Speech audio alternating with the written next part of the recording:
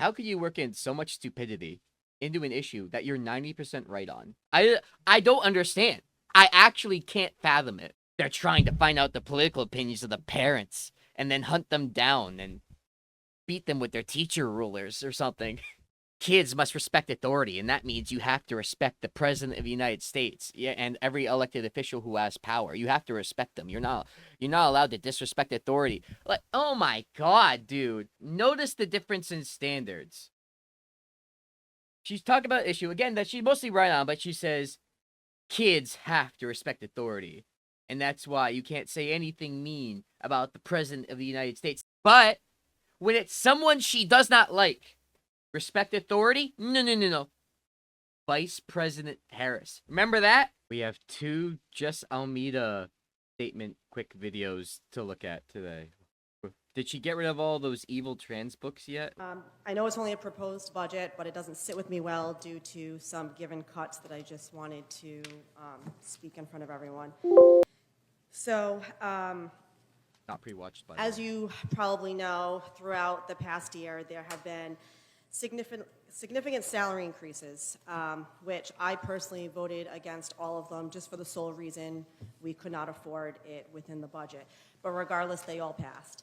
So if you look at the salary line that our superintendent, Mrs. Riley, had up, it only shows a 0.6% increase, but that is, and correct me if I'm wrong, Anna, that is taken into consideration all the salaries that were cut. That's reflecting that number. Okay.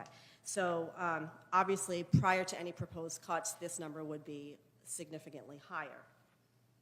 I had voiced my concern numerous times to the entire the full school committee, as well as Mrs. Riley, because every time there was a request for any type of salary increase, I wanted to know where the funds were coming from. We have right off the bat 5 social workers proposed decreased, and a reduction in a reading specialist reflected in this budget. So per our last public budget subcommittee meeting, I wonder if that was because of the salary increases, or was it because they needed less of that? I don't know. Voiced my opinion again and my disappointment to Mrs. Riley with the proposed cuts, and suggested that the cuts being made on the administration side, which I was told could not happen. Because as of right now, social workers and reading specialists are needed in our district. So I understand we still need to be conscious of taxpayers, and we have a lot of other projects going on, but we are here to ensure that our students get what they need to thrive, which I believe is not currently being reflected in this proposed budget. So I don't know how that's going to happen. We either have to cut on the administration side somehow, reallocate the coaching resources to go back to the students, or request more than the 2% from the towns, because in my opinion, there should be absolutely no cuts that directly affect our students. Thank you. No cuts ever. Thank you. Oh, that's the article I just opened. You have 1 free item before a subscription is. Hey! It's about the video I just watched. Oh, isn't that fun? I thought I was never gonna see any information about this. The major cost drivers for the upcoming year primarily included mandatory increases to salaries and healthcare through the new contract with the teachers. And what was the pay increase for the administration or whatever? Was that what Almeida said? It doesn't sound like that's the major reason for the cuts, but that's just from my cursory reading of the first thing I read here. But maybe she knows something I don't. The district have been funding 5 additional social workers. 5 in addition to what? What was the number before that? They can now secure 2 of those positions with 3 social workers, which funding cannot be identified and would be cut. So the district maintains the usual 5 social workers, but not the 5 extra social workers. So they, instead of 10, they have 7. Am I reading this right? Also proposed cutting a reading specialist and librarian. At Guterres. As part of the school's transition towards closure. Okay, well, doesn't sound like that was just because the administration was getting a pay raise, but okay. And then they go to Jessica Almeida's statements. Let me reread these in case I misunderstood something, which I was told could not happen. Sounds like there was some. Well, I don't know if that was just the teachers, if that was teachers and administration. It sounds like the pay raises were mandatory, dog. I don't know what to tell you. The students aren't getting what they need to thrive because they have 7 social workers instead of 10, and because of one reading specialist whose school is transitioning to closure in the first place. I don't know. If I had to speculate here, this is very low conviction opinion here. Maybe Jessica Almeida still just has a thorn not thorn in her side, chip on her shoulder for the school administration because of all the COVID shit she got so mad about, and all the LGBT books, and maybe she just likes to pick a fight with them or something. I don't know. It's a very popular appeal, though. Oh, all the money is going to the school administration while the poor reading specialists and social workers aren't getting their fair share. It's probably a popular appeal to work for her, but I don't know if it's grounded in any reality from what I read. I know she has lots of very impressive binders. Maybe she'll tell me all the things I don't know. Who knows? And then this person agrees with her, Carly Wright. Actually, I think I had... Did I have positive opinions of this person? I don't remember. It's very hard to keep track of these people. School Committee Secretary Tara Thibodeau, in a counter-argument that keeping costs down for taxpayers, particularly in financially fraught Warren, was necessary to keep on. You know what?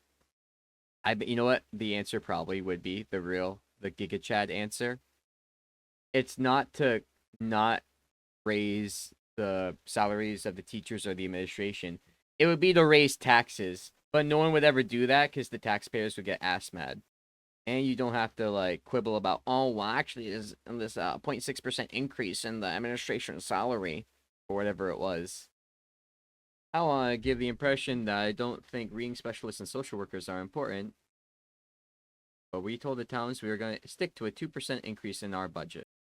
Almeida said, to my knowledge, I wish they had put more than a 2-minute video in there. I wish Jessica Almeida had put more than the 2-minute... She didn't include the counter arguments from the other committee members. You know what? If you were managing a social media page for someone who runs for office, would you? I get it, but also irritating. Anyway. To my knowledge, the entire fall school committee as a whole did not promise anything. At least I was not part of that promise. I don't think she was she referring to the school committee making a I feel like that's a non sequitur response, but whatever. Superintendent Riley explained on Tuesday morning that the cuts to social workers were not preferred but anticipated as the funding source was temporary in the first place. But that evil school administration is just gobbling up all the money, I guess. That wasn't even what was going on. Oh, you're cutting the social work. No, bro, it was a temporary funding source that's not there anymore. They're keeping 2 of the 5. No matter if we would like to keep the social workers or not, we all would like to keep the social workers. We all would like to fund infinite social workers for all the time. The issue is we have an operating budget that doesn't support the additional social workers. And when we hired them, we always knew they were temporary and did not hire them with the expectation that one school committee member later on would use it against us. We knew we wanted to give kids 2 extra years of additional support while we had the funding, but we were never saying we're going to put them here and keep them forever. I just don't like the way that Jess Almeida frames anything. And I haven't honestly, I watched school committee meetings after my main, like, going in on Jess Almeida when she was getting elected. I watched a little bit afterwards, but then she wasn't doing anything particularly interesting. I will give her this. When I went to the school committee meeting to oppose Dave Girardio when he went there to talk about how trans people were all invading the bathrooms and doing the sports, I will say she knew who I was and she was very polite to me in person. She was. And she's, oh, sir, have a seat. I was like, oh, thank you. And then I proceeded to get up to the stand and critique her. And, of course, apparently that wasn't aloud, which was interesting, which I mentioned before. But I will say she was polite. I don't know. But also, I just don't like the way she framed this at all. Bleh. Bleh.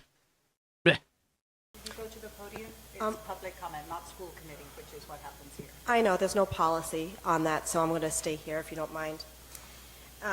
Prior to the election, it was brought to my attention that an elementary teacher in our district engaged in a political discussion about, at the time, the upcoming election with his or her class. Not general information regarding the presidential candidates, but instead what seemed to snowball into very specific negative comments about one of the candidates. During the class, the teacher had asked the students to cast their vote for the presidential candidate that they would want to see win. I wish I could see a world if someone did that against, because it was against Trump because she's talking about it, right? If someone made negative comments against Kamala, do you think she would be here? From what I've seen of conservatives lately, I'm going to say no. They only pretend to care about things when it affects them. But it probably could be inappropriate. I don't know. And the only reason why there are exceptions in my mind is if, like, actual insurrectionists, but, as a general rule, it's probably inappropriate being a huge issue. They were able to vote. Given the age of this class, in my opinion, this was a wage to gauge who the parents were actually voting for, which I personally think is inappropriate. Win if they were able to vote. That they would want to see win if they were able. Had asked the students to cast their vote for the presidential candidate that they would want to see win if they were able to vote. Given the age of this class, in my opinion, this was a wage to gauge who the parents were actually voting for, which I personally think is inappropriate. Okay, what is this schizo take? To what end? What would be the teacher finds out all of the, by the way, they're keeping track of all the parents' identities, these teachers, because, all the hundreds of kids they probably have, they're tracking each one of the parents' political affiliations, right? And the reason why they're having the kids take part in this mock election isn't as an exercise for the kids, or even to judge, you could say, trying to judge the political affiliations of their children, that's crazy. No, she jumps to trying to find out the political opinions of the parents. Who cares? Why? If I'm a fucking social studies teacher, why do I care if my kid's dumbass parent is a Trump supporter? Why do I care about that? Where do I go from there? Is this projection?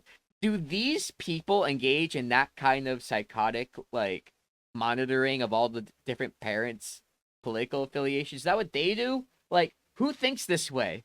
Remember, this is the same. I'm going to be meaner now than I was when I was reacting to the budget thing, because this is fucking dumb. Like, and let me be clear. I, 70% agree with her, but she's taking it to a very fucking stupid place. Like, okay, if you're, a middle school or elementary school, should you be, telling the kids that you hate one presidential candidate or another? Like, in certain worlds, I could probably let it slide, but most of the time, it's probably a bad idea, would be my answer. So I can sympathize with her place, because obviously she's not going to agree with me that Trump is, a profoundly unique evil. So from her perspective, I can understand, well, you should talk about that in the classroom. It's not your place to give. But then to slide into, and the reason why they ran this mock election in their classroom is because they want to find out the political opinions of the parent. Bro, what are we talking about right now? Please, put the tinfoil hat down and calm the fuck down. Are you serious with this shit? Honestly, I started out, before she said that specific part, mostly okay, I get it, whatever. Should I even be reacting to this at all? But then she said, the social studies teacher's trying to hunt down the Trump supporter parents. I'm like, fuck it, fuck this. This is dumb. This is the same schizo. I completely interrupted my own train of thought and never finished it. This is the same schizo who, when she was the parent yelling at the school committee because she was very upset about a number of things like trans books, a book about 1700 English, a soldier who pretended to be a man when they were actually a woman or something. I don't remember the specifics. It was not pornographic, if that's what you're asking. She berated this teenage kid working the camera at the school committee meeting because there was a technical issue where her testimony wasn't recorded. And she blamed it on him as an intentional act to suppress her because everyone was trying to shut her up. And it was just the system trying to shut her down so she couldn't have her free speech.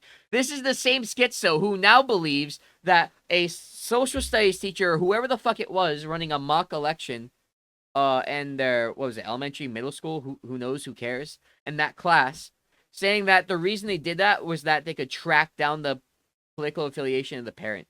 Shut up. Please stop. I wasn't even that against it until she said that. The teacher shared the results with parents, some of whom were appalled that this even took place in a second grade class. Okay, second. The results, according to the teacher, I mean, showed that 4 times as many students supported Vice President Harris over former President Trump. wait. Did she? There's no shot that she did air quotes on Vice President Harris. President Trump. The 4 times as many students supported Vice President Harris over. She did. Bro, these people are sore winners and sore losers. These people are just worse humans. I'm sorry. They're worse humans. They try to steal an election, they fail to do it, and then they go when they've just won the next election, and they're still calling Vice President Kamala Harris Vice President because they don't think that Biden actually won. These people are just bad humans. They are bad people. You know, fuck her being polite to me at the school committee meeting. I don't give a fucking shit about that. Oh, sir, please have a seat now. I don't care about that anymore. I'm done. I'm over it. I'm fucking over it. Unbelievable. Former President Trump. The shocking point came when the teacher shared the students' reasons as to why they did not want President Trump to win. So they have. I will say this is a very soy activity, and I don't even know if I'm for it. I understand Trump is really bad. The second grade class, come on. Do this in high school. At least have the kids be old enough to know what a fucking Republican or a Democrat was. I didn't even know what a Republican or a Democrat even meant or was until I was in fucking my senior year of high school. I didn't give a shit about any of that until then. Which I quote, Trump is not kind, Trump is a bad person, Trump committed crimes, women's rights, etc. This is shocking. Wait, did just Almeida say this was shocking? Wow, who would think that Trump wasn't kind? Who would ever possibly come to that conclusion? And I'm willing to bet if you asked any one of these 7 or 8-year-olds to elaborate on those reasonings, most, if not all, would not be able to say anything because they don't understand what this is truly about. Given that the students, like I said, were around 7 What is this truly about? Tell us. to 8 years of age. She's not going to elaborate on that, is there? Is she actually that stupid where she thinks... Well, listen, she's right that a fucking second grade kid is not going to be able to give examples. 9 times out of 10, maybe one of them, I don't know, had their parents coach them. Oh, this is all the things he did. What this is really about, is she actually trying to imply, I'm doing mind reading, I'm trying to read between the lines here, that you couldn't easily make the argument that Trump isn't a kind person? Of all the things to die on the hill on, maybe you think he's an asshole, but you like his policy. Die on the hill that, oh, actually he's kind? Who do you think you're fooling exactly? What's going on with this woman? One can reasonably assume that students' responses reflected the in-home discussions about political issues in front of young children, unfortunately. Do you think she's... Did she say it was unfortunate that parents discuss politics in front of the kids? Do you think she might do that? Maybe she doesn't do that. Maybe she actually believes very strongly in not telling her kid about how having borders is important or how keeping boys out of girls' sports is important. Maybe she never mentioned that to her kid once, but seeing as she literally used her kid as her way for her to fight the school district, the weapon on which she, with her anti-mask crusade, I don't know if that's true. I feel like she's probably discussed politics in front of her kids. That's just a guess I have. However, those are private conversations in their homes and, in my opinion, should not be exploited. They're not. Given that Even if you say that it was an inappropriate exercise, which I agree with, 90% there, with the 10% of, but as soon as the camps start coming, at that point I'm okay with. But no, I'm 9% on board, but like this idea that we're actually trying to figure out who the parents support. No one cares that much. I promise, boo-boo, no one cares that much about you. Parents had reached out to me in anger. I brought this matter to the attention of our superintendent, who said it was not in her purview, but did defer to the principal. At the end of the day, regardless of who won, She's literally on the school committee, and at this point, she doesn't know the correct person to reach out to. What did the principal? Did she actually end up reaching out to the principal, who's the apparently the person she was actually supposed to reach out to in the first place? What did that person say? Did that person care? Did they have a reason? our students need to be able to respect authority. Ultimately, the What does this have to do with kids respecting authority? It sounds like this didn't have anything to do with that. President of the United States. She's going out in second grade class. Timmy, you better respect the President of the United States. I don't want to hear no shit talking about President Trump from you, sir. You have to respect authority. Wow. These people's moral systems are very interesting. Obviously, that was hyperbole. It's the implication of the random dumbass shit she's saying. She's actually is actually anti-American. It's not even the issue she's talking about. It's the way she's talking about it. The idea that she would even think to utter the words, "You must respect authority. We have to teach kids to respect authority." When talking about Americans and the President of the United States, I have news for you. I don't know what country you think you fucking live in. You don't have to respect the President of the United States. Who told you that? I was literally expecting I was expecting to watch this video, say, "Oh, this doesn't really matter. I don't fucking care. Probably shouldn't do mock elections in second grade class. Kind of dumb. I don't know." I was expecting to do that. How did she find an issue that she was mostly right about and find ways to say the most idiotic things possible about it? How did she work in that much stupidity into an issue she was right about? Principal. At the end of the day, regardless of who won, our students need to be able to respect authority, ultimately the President of the United States. This type of activity should not be happening in our elementary classrooms. Why?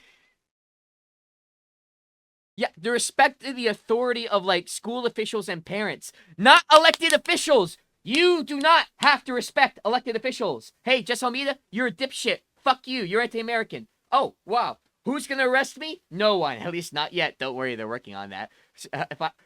When I try to come back into the country from my foreign trip, I might not be letting, at the rate we're going, deporting actual citizens. Not that far. But no, seriously.